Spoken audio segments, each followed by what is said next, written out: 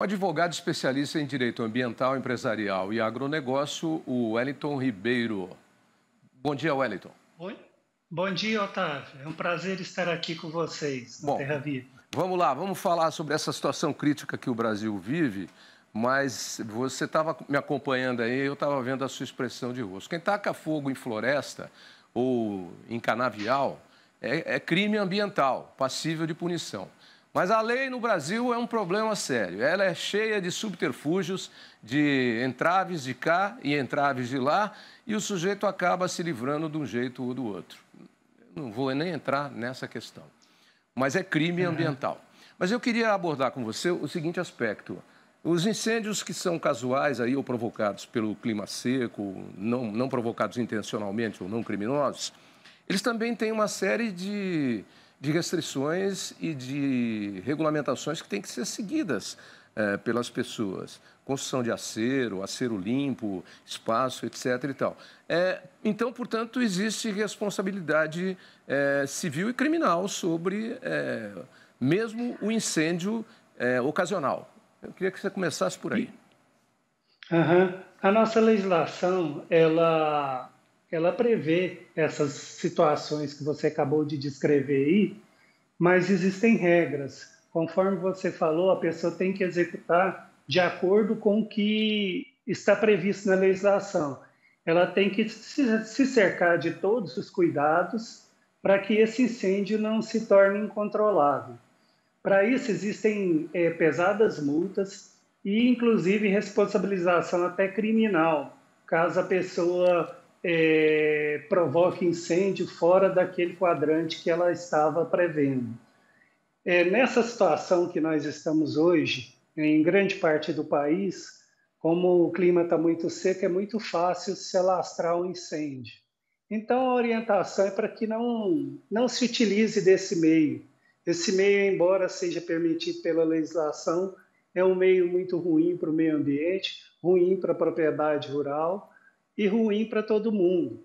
Então, a orientação é sempre que evite esse tipo de procedimento. E ela vai ser responsabilizada, sim, civilmente. Os vizinhos dela que sofrerem prejuízos podem cobrar isso dela. As agências que cuidam do meio ambiente vão aplicar severas multas. Então, a pessoa tem que pensar 1000 vezes antes de começar um incêndio, mesmo que ele seja autorizado e que esteja cercado por todos os cuidados. Para começar o incêndio, primeiro você precisa de autorizações de órgãos ambientais. E precisa ser, e aí, mesmo que você vá fazê-lo, o chamado fogo amigo, que é para controlar um fogo que vem vindo no outro sentido, vai bater fogo contra fogo, aí eles se anulam. Isso tem que ser feito por técnicos, pessoas que entendem do assunto. Não é qualquer pessoa que pode ir fazendo isso. Uma outra questão, a punição para quem... Claro que não deve ser a mesma, mas eu queria que você explicasse. A punição para quem tem responsabilidade sobre uma área, e aí você tem um fogo acidental, porque você não deu o cuidado necessário para o acero que não estava limpo, eu estou dando um exemplo aqui, não é a mesma para quem provoca o incêndio criminoso. Isso, o incêndio criminoso, como foi muito bem dito aí na reportagem anterior, ele precisa de dolo, né? Ele precisa de ter a vontade da pessoa dirigida a atingir aquela situação específica, aquele fim específico. Então, nesse caso, ele vai ser punido e vai estar sujeito às penas que ele acabou de falar aí, de 2 a 4 anos de reclusão na legislação ambiental e de 3 a 6 anos na legislação comum, que é no Código Penal. Todos dois de detenção. E a pessoa que pratica esse ato sem a intenção de causar prejuízo, sem a intenção de pôr fogo, ainda assim ela poderá ser responsabilizada por essa legislação, só que com atenuante. Então, significa que essas mesmas penas que eu acabei de mencionar vão ser aplicadas a ela, mas com valor diminuído, com a quantidade de anos diminuído. E além dessas penas de reclusão, há a pena de multa, que pode ser aplicada tanto a um quanto ao outro. Então, é muito sério. o fogo provocar e dar início a um incêndio, mesmo que sem querer, é punível criminalmente e civilmente. Tá. Eu vou te dar, vou te dar dois exemplos e aí você vai fazer o comparativo. Quando eu falei que a justiça brasileira ela é bastante complicada nas suas decisões, mas é a justiça e quando ela é tomada, você tem que respeitar as leis e as decisões. Mas vou te dar dois exemplos. Tem um amigo grande pecuarista que uma vez jogaram uma bituca de cigarro na beira da estrada e pegou fogo numa área grande. Ele recebeu uma... Não vou dar nome aqui porque não precisa, mas ele recebeu do IBAMA uma multa pesadíssima e para se livrar disso aí, ele não tinha nada a ver com isso, nada a ver com isso. Ainda tentou apagar, abafar, botou brigada lá e tudo, mas o negócio pegou uma proporção gigantesca. Ele tomou a multa do IBAMA, uma multa gigantesca, e para sair da situação onde ele não tinha culpa nenhuma, foi um troço horroroso, horroroso. Gastou com advogado, demorou muitos e muitos anos, completamente errada a decisão. E aí, a gente viu na reportagem aí o caso do sujeito que é autuado botando fogo de forma criminosa. Ele é autuado, vai lá, presta depoimento e sai imediatamente da delegacia para depois responder em liberdade. Eu pergunto para você, tem alguém preso no Brasil, porque eu não sei, eu não conheço, tem alguém preso no Brasil porque tacou fogo propositalmente numa floresta, no mato? Talvez tenha. Otávio, realmente é muito raro, porque o nosso sistema penal ele prevê várias brechas que os advogados habilidosos usam para deixar o cliente dele fora da cadeia e fora de condenação também.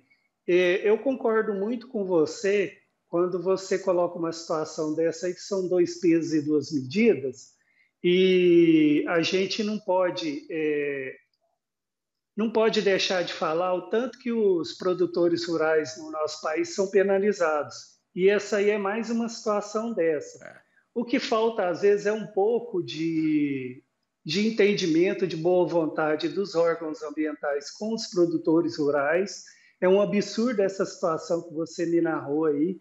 Eu mesmo já vivenciei aqui na prática, defendendo produtores rurais nessa mesma situação.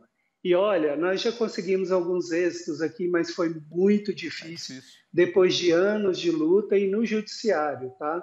Porque na esfera administrativa a gente, infelizmente, não costuma esperar nenhum tipo de bom senso nesse tipo de situação. Então é muito triste, eu concordo com você, Otávio, que deveria se endurecer com essa pessoa que vai lá e coloca o fogo de propósito, visando, em muitos casos, a causar o prejuízo para a propriedade da pessoa. E essas pessoas têm muita boa vontade. Me permite cortar, mas só para... É que o tempo está passando e você citou um ponto importante. É preciso endurecer com essas pessoas que cometem esse tipo de crime, né? E aí tentar encontrar métodos paliativos para quando, que você mesmo falou, você já vivenciou vários casos, teve que trabalhar com vários casos. É tempo, é dinheiro, é dor de cabeça, é prejuízo, enfim. Você resolve, mas demora muito tempo. Então, eu acho que tem que endurecer com essas pessoas que fazem isso criminalmente e tem que dar, como a gente diz naquela expressão, e virou música até dos Titãs, nome aos bois. Porque tem gente que vai lá e provoca isso aí, que é para provocar confusão, desestabilidade política, confusão com meio ambiente, acusar grupos ou acusar determinados setores do agronegócio. Por exemplo, agora, o que falaram era que o pessoal estava botando fogo nos canaviais em São Paulo. Pelo amor de Deus, gente. Ninguém pode botar fogo em canavial em São Paulo e em lugar nenhum há 15 anos. O fogo pegou porque está muito seco. E aí, logo depois, uma semana depois, foi revelado o prejuízo das usinas. Primeiro, R$500 milhão. Depois já foi para 850. Agora o governo está até liberando ajuda para quem foi atingido pelos incêndios. Enfim, é preciso tomar muito cuidado com as informações divulgadas, né, Wellington? É isso sim. É uma pena que isso venha acontecendo. Nós aqui na nossa região sofremos muito com esses incêndios que você acabou de citar.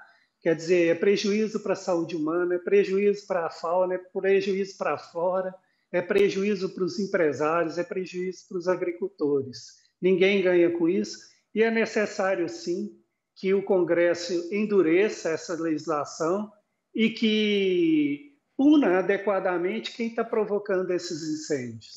Isso aí. Muito obrigado pela sua participação. Eu acho que a gente abordou bem o tema aqui. Mesmo em incêndios ocasionais e que não são intencionais, as pessoas têm responsabilidade porque têm que manter certos cuidados aí com a sua propriedade. Mas voltando É aqui, isso mesmo. é isso, né? E aí, você citou bem, as leis têm que endurecer para quem faz isso criminalmente, seja lá por que motivo for. Mas a justiça brasileira, até hoje, não sabe se tira a saidinha ou deixa a saidinha, né? Aqui em São Paulo, na última saidinha, a polícia teve que recapturar 869 presos. Quando eles saíram da cadeia lá, na bênção do feriado, olha, você vai sair, mas você tem que voltar daqui a 3 dias. Não, não, não. Vou voltar sim, doutor. Pode deixar, estarei aqui. Estarei aqui? Ah, nada, está na rua praticando crime. Parece conto do vigário, né? Parece conto do vigário, embora o vigário e a igreja e o conto não tenham nada a ver com isso. Nada a ver. Coitado do vigário. Wellington, muito obrigado. Deixa o seu endereço de internet, do seu escritório, para quem quiser mais informações sobre o assunto. Tá. O site do nosso escritório é www.remeradvocacia.com.br. Tá legal. Você falou aí que sofreram muito com os incêndios na sua região. Você tem que região? Desculpe. Estou na região do Triângulo Mineiro, né? Nós fomos afetados por esses incêndios nos canaviais aí, por incêndios locais aqui também. Nós tivemos uma sexta-feira e uns sábados horríveis aqui, com fumaça suspensa. Nossa. Por mais de 48 horas. A gente aqui em São Paulo sofre com isso ainda, porque chega, está andando. Outro dia eu vi uma imagem que eu fiquei assustado. Saiu da costa, saiu do Brasil, do interior do Brasil, passou pela costa, cruzou o Oceano Atlântico e a fumaça estava na África. Meu Deus, que coisa. Wellington, muito obrigado pela participação e até breve.